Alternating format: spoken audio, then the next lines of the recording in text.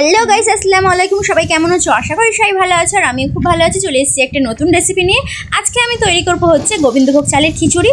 তার জন্য এখানে আমি একটা হাঁড়ি বসিয়ে দিয়েছি। হাঁড়ি গরম হয়ে যেতে দিয়ে দিয়েছি পৌনে 1 কাপ মতো সরিষার তেল। সরিষার তেলটা যখন গরম হয়ে গেছে তখন এখানে পিস পিস করে আলু কেটে রেখেছিলাম, সেটা আমি দিয়ে দিলাম। দিয়ে ভালোভাবে একটু নেড়ে চেড়ে ভেজে নিলাম। দেখো গাগুলো লাল লাল হয়ে গেছে। এবার আমি আলুগুলো তুলে নেব। এবার দেখো তেলটা একটু অল্প হয়ে গেছে। আবার আমি 1/2 কাপ মতো সাদা তেল এর সঙ্গে অ্যাড করব। তো চলো আমি দিয়ে দিলাম আবার সাদা তেল। তেলটা যখন আবার গরম হয়ে গেল এখানে আমি তেজপাতা একটা ছিঁড়ে দিলাম আর দিয়েছি 3টে শুকনো লঙ্কা। এবার দেব হচ্ছে এতে গোটা গোটা গরম মশলা। তো এখানে 2টো এলাচ ফাটিয়ে নিয়েছি, একটা ছোট্ট জায়ফল নিয়েছি, জিরে মরিচের গুঁড়ো আছে, দারচিনি আছে, লবঙ্গ আছে। তো সবগুলো দিয়ে আবার ভালোভাবে আমি নেড়ে চেড়ে নেব তেলের উপরে। তো তেলের মধ্যে মশলাগুলো ভালোভাবে ভাজার পরে এখানে আমি দিয়ে দিচ্ছি 2টো বড় বড় সাইজের পেঁয়াজ কুচি। তো ভালোভাবে পেঁয়াজ কুচিগুলো দিয়ে আবার একটু নেড়ে ছেড়ে নেব। আর তার আগে এতে আমি আবার দিয়ে দেবো 4-5টা মতো কাঁচা লঙ্কা চিড়ে। তো এগুলো দিয়ে আমি ভালোভাবে তেলের মধ্যে নেড়ে নিচ্ছি। দেখো এগুলো ভাজা ভাজা করে নেব।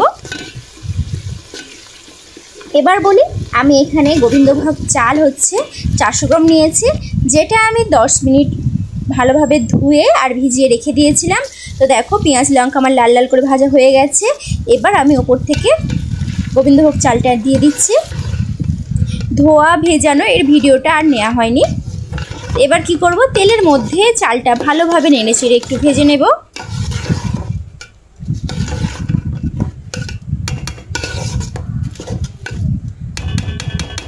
এবার এতে আমি দিয়ে দেব হচ্ছে 300 গ্রাম মতো ডাল। এখানে মুগ আর মুসুর 2টো ডাল মিলিয়ে আমি 300 গ্রাম নিয়েছি। আর ওটাও আমি 10 মিনিট ধরে ভিজিয়ে রেখেছিলাম। তারপরে আমি জল ছাড়িয়ে নিয়েছি ভালোভাবে ধুয়ে। এবার ডাল আর চালটা দুটো একসঙ্গে আমি ভালোভাবে আবার তেলের উপর ভেজে নেব। যত এটা ভাজবো তত টেস্টটা খিচুড়ির সুন্দর হবে।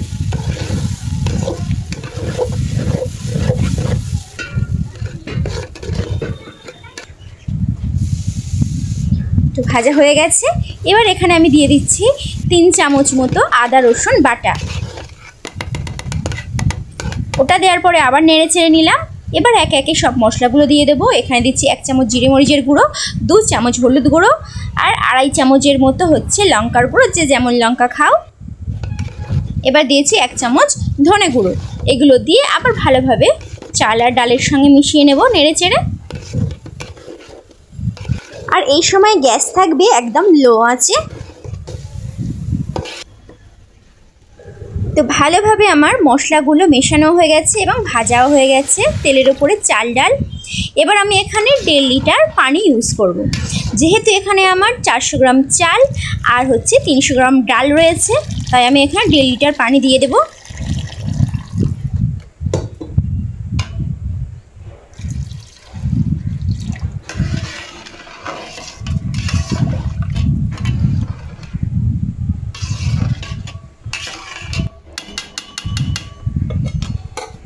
তো পানি দিয়ে আমার কমপ্লিট। এবার আমি ঢাকনাটা চাপা দিয়ে দেবো এবং 15 মিনিট ধরে জাল দিয়ে নেব। 15 মিনিট পরে দেখো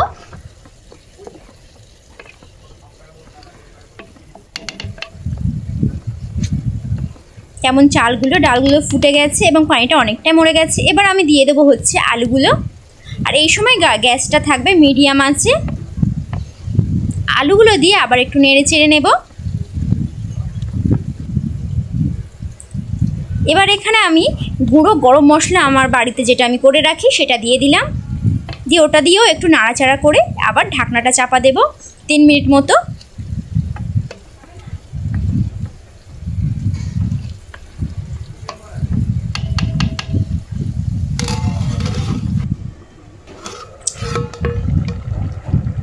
তো 3 মিনিট পরে দেখো পানিটা আরও একটু মরে গেছে। আবার এটা আমি একটু নেড়ে ছেড়ে দেব।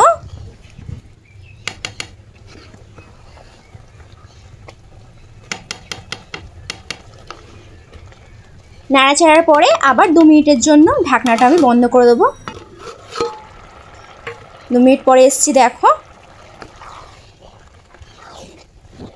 জলটা অনেকটা মরে গেছে। আবার আমি সব কিছু ভালোভাবে নেড়ে চেড়ে নিচ্ছি। এবার এখন আমি দিয়ে দেব পরিমাণ মতো নুন। আর নুনটা এত পরে কেন দিচ্ছি, যারা বুদ্ধিমান তারা অবশ্যই বুঝে গেছো। যেহেতু এখানে ডাল রয়েছে, ডাল থাকলে সবসময় নুন পরে দিতে হয়, কারণ হচ্ছে আগে ভাগে যদি নুন দিয়ে দিই ডালটা সেদ্ধ হতে চাইবে না। তো এখানে আমি হচ্ছে 4 চামচ মতো নুন দিয়েছি। এবার দেব 1 মুঠোর একটু কম চিনি। চিনিটা দিলে সব কিছুর ব্যালেন্সটা ঠিক হয় আর খেতেও দারুণ একটা স্বাদ আসে। চিনিটা দিয়ে আবার আমি একটু ভালোভাবে নেড়ে চেড়ে নেব। এবার আমি এখানে 100 গ্রাম দুধ ফুটিয়ে দিয়ে দেব। দুধটা দিলে এই খিচুড়ির স্বাদ একদম অন্যরকম হয়ে যাবে। খেতে বিশ্বাস করো অসাধারণ লেগেছিল। আর এইভাবে একবার বাড়িতে বানিয়ে দেখো, আমার কথা না বিশ্বাস হলে। ভালো না লাগলে তারপরে আমাকে বলো।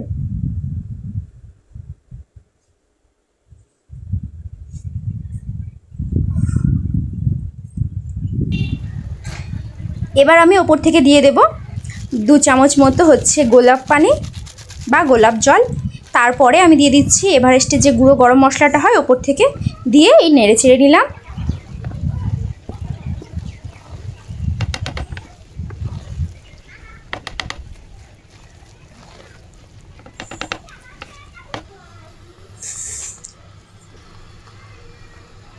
এবার আমি উপর থেকে দিয়ে দেবো অল্প একটু ঘি।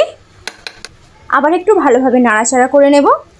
করে গ্যাসটা একদম আস্তে দিয়ে, একদম লো ফ্লেমে দিয়ে 2 মিনিট আমি জাল দিয়ে নেব ঢাকনা চাপা দিয়ে। তারপরেই আমার খিচুড়ি রেডি।